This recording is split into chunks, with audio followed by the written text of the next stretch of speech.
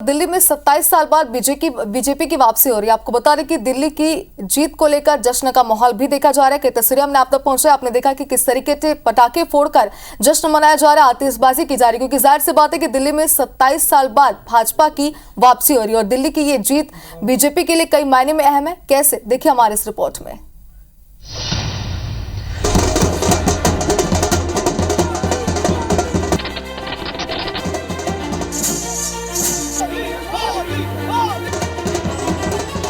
ये जश्न है ऐतिहासिक जीत का।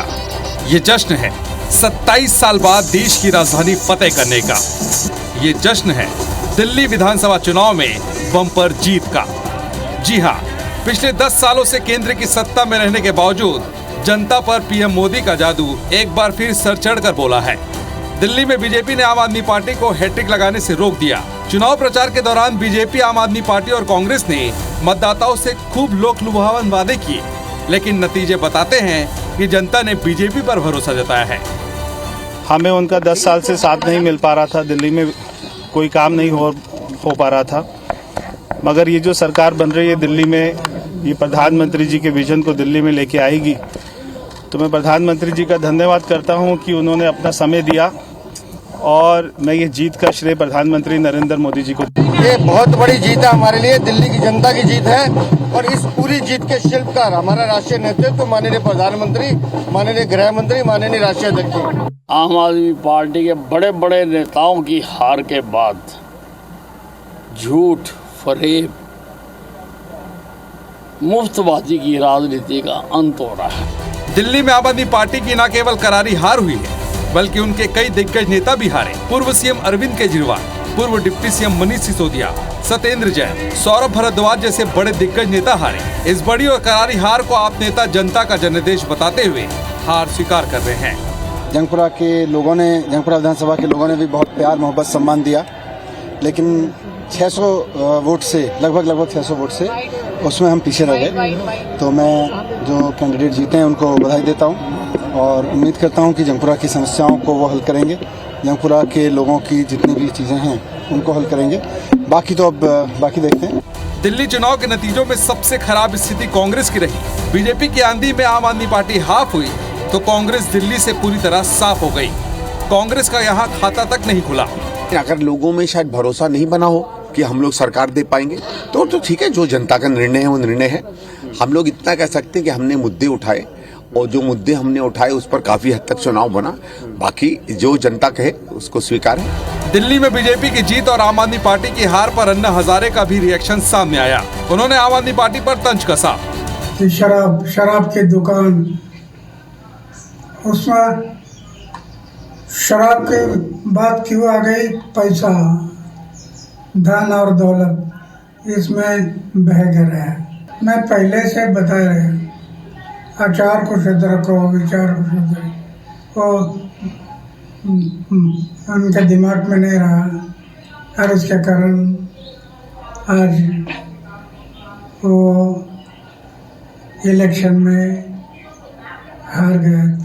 बीजेपी 27 साल बाद दिल्ली में एक बार फिर सरकार बनाने जा रही है। अब देखना ये होगा, देश की राजधानी जीतने वाली बीजेपी किसे इसकी कमान सौंपती है।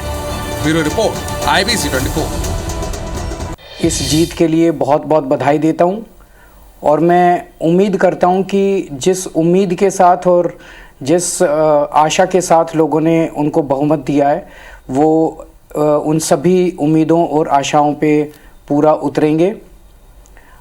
हमने पिछले 10 साल में जनता ने जो मौका दिया हमें, उन 10 सालों में हमने बहुत सारे काम किए।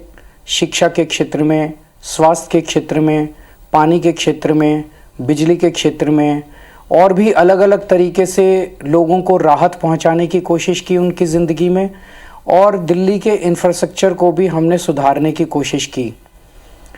अब जो जनता ने हमें निर्णय दिया है, हम न केवल एक कंस्ट्रक्टिव ऑपोजिशन का रोल निभाएंगे, बल्कि हम समाज सेवा, जनता के सुख दुख में काम आना, व्यक्तिगत तौर पे जिसको भी जो ज़रूरत होगी हम लोगों के सुख दुख में हमेशा काम आएंगे, क्योंकि हम राजनीति में कोई सत्ता के लिए नहीं आए। हम राजनीति को एक ज़रिया मानते हैं जिसके ज़रिए जनता की सेवा की जा सके, जिसके ज़रिए लोगों के सुख दुख में काम आया जा सके। वो काम हम करते रहेंगे और हमें आगे भी इसी तरह से जनता के सुख दुख में काम आना है। मैं आम आदमी पार्टी के सभी कार्यकर्ताओं को बहुत बहुत बधाई देना चाहता हूं। वो बहुत शानदार चुनाव लड़े, बहुत मेहनत की, उन्होंने बहुत कुछ सहा इस पूरे चुनाव के दौरान। उन्होंने बहुत शानदार चुनाव लड़ा। इसके लिए मैं उन सबको, सभी कार्यकर्ताओं को बहुत बहुत बधाई देना चाहता हूं। नमस्कार।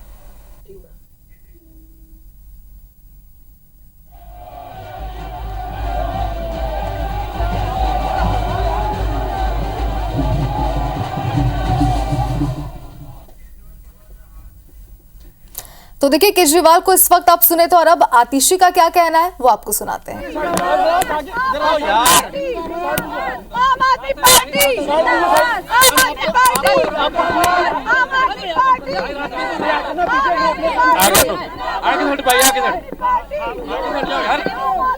हटो हटो हटो।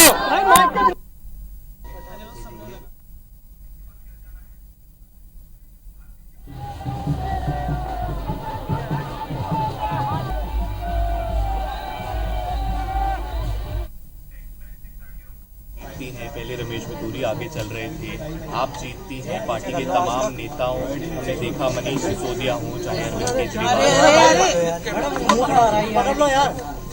केजरीवाल हो, चाहे तमाम सौरभ भारद्वाज हो, जो बड़े चेहरे आम आदमी के थे, जिनकी उम्मीद थी, तमाम चीजें थी, वो लोग हार जाते हैं। किस तरह से इस सबको देख रहे हैं? सबसे पहले तो मैं कालका जी विधानसभा की जनता का धन्यवाद करना चाहती हूँ, जो उन्होंने मुझ पर भरोसा दिखाया।